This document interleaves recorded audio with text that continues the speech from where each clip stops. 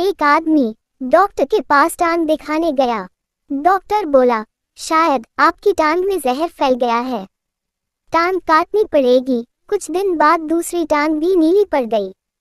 Doctor बोला, इसमें भी जहर फैल गया है, ये भी काटनी पड़ेगी। डॉक्टर ने मरीज की दोनों टांगें काट दी और नकली टांगें लगा दी। फिर नकली टांग भी नीली पड़ गई।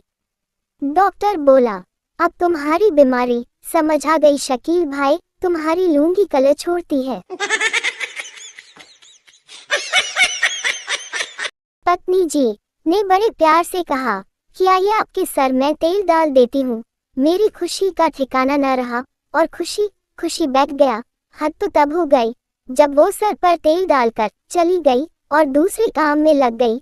मैंने पूछा कि ये क्या, जल्दी से आओ न, तेल टपक रहा है। पत्नी जी का सनसनाता जवाब सुनकर मैं बेहोश होते होते बचा। उसने बोला, आज शनिवार है, पंडित जी ने बताया है कि शादी के दिन से ही तुम पर शनि चढ़ा हुआ है, अपने प्रिय देवता पर तेल चढ़ाओ। अब तुम ही मेरे मंदिर, तुम ही मेरी पूजा, तुम ही देवता हो वाला गाना याद आ गया, बस चढ़ा दिया। फिर मैंने सोचा, अच्छा हुआ ससुरे ने नारियल फोड़ने का नहीं बोला।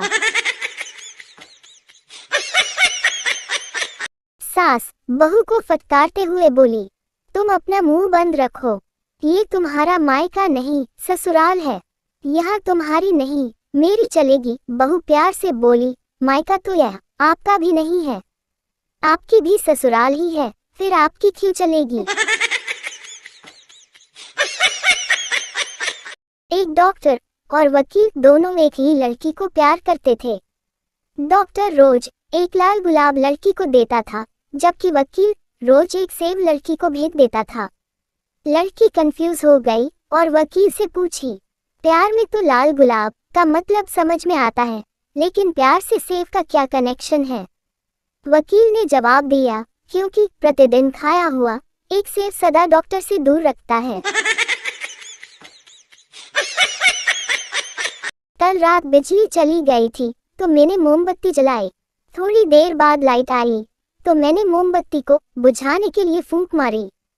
बहुत बार फूंक मारने के बाद भी मोमबत्ती बुझ नहीं पा रही थी, तो मैं बहुत टेंशन में आ गया और मैंने सोचा कहीं मेरा ऑक्सीजन लेवल कम तो नहीं हो गया। इस विचार से ही पसीना पसीना हो गया। फिर पत्नी पास आकर बोली, फूंक मारने से पहले मास्क तो हटा लो। ये बात सुनकर हे भगवान, फिर जान में जान आई। 2 गज दूरी, पत्नी है जरूरी।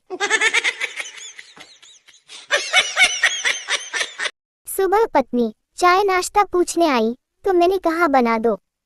फिर रुक कर पूछने लगी, जी ये बताइए, मोदी एक दिन में 3 देश कैसे घूम सकते हैं। मैंने कहा, अगर साथ में बीवी न हो तो आदमी एक दिन में मॉस्को, काबुल और लाहौर घूमते हुए दिल्ली आ सकता है, वरना डी-मार्ट में ही शाम हो जाती है, बस उसके बाद ना चाय आई ना नाश्ता। गर्लफ्रेंड ने डरते हुए अपने बॉयफ्रेंड से कहा, जानू मैंने तुमसे एक बात छुपाई है, पिछले महीने मेरी सगाई हो गई, मुझे माफ करना। बॉयफ्रेंड बोला, अरे पगली इतनी सी बात, आज मेरे घर चल, मैं तुझे अपने बीवी बच्चों से मिलवाता हूँ। दुनिया में पहली बार दारू बनाने की भट्ठी एक बरगद के पेड़ के नीचे लगी थी।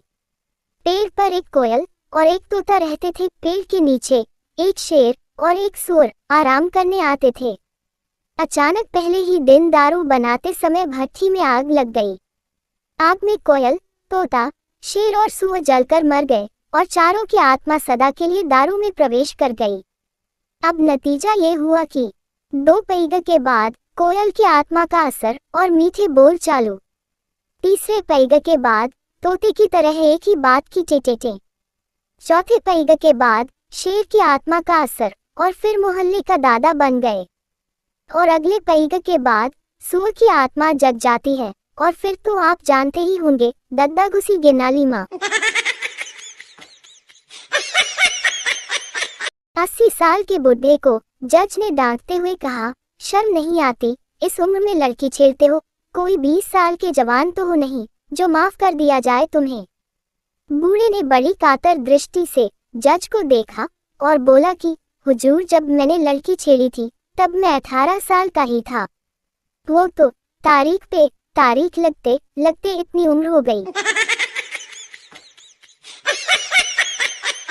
एक क्लास में एक लड़की को सब बुआ बुआ कहते थे। एक दिन इसकी शिकायत उसने अपने टीचर से कर दी। टीचर ने सब लड़कों से पूछा, जो लड़के इसको बुआ कहते हैं वो सभी खड़े हो जाए। एक लड़के को छोड़ के सभी खड़े हो गए। टीचर ने पूछा, क्या तुम इसको बुआ नहीं कहते हो? लड़का बोला, सर मैं तो फूफा जी हूँ। पत्नी ने अपने पति से पूछा, आप मुझसे कब तक प्रेम करेंगे? पति ने उसके आंखों से आंसू की एक बूंद निकालकर समुद्र के पानी में डाल दी और बोला, ये आंसू की बूंद जब तक तुम खोजकर नहीं निकालती मैं तब तक तुमसे प्रेम करूंगा। ये देखकर बेचारे समुद्र की भी आंखों में पानी आ गया और वो बोला, कहाँ से सीखते हो रे तुम लोग पत्नी को इतना चूना लगाना। रामू श्यामू से बोला, क्या हुआ भाई, इतना उदास क्यों बैठा है? श्यामू बोला, क्या बताओ यार, मैंने अपनी गर्लफ्रेंड के पास से उसका मोबाइल निकाला ये देखने के लिए कि उसने मेरा नंबर किस नाम से सेव कर रखा है, और जब मैंने उसका मोबाइल चेक किया तो उसमें लिखा था, रिचार्ज वाले भैया।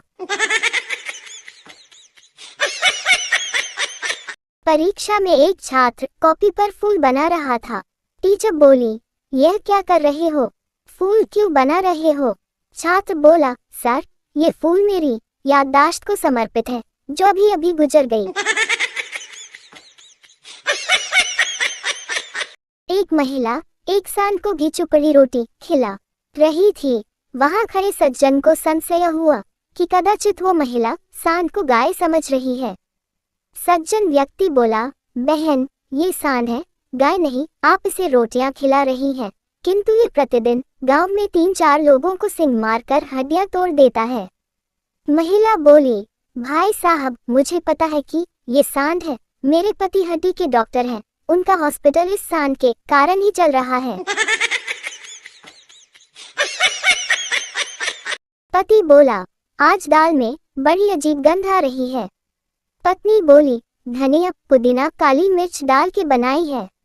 पति दाल खा के बोला, थू थू, धनिया पुदीना काली मिर्च कहाँ से लाई थी?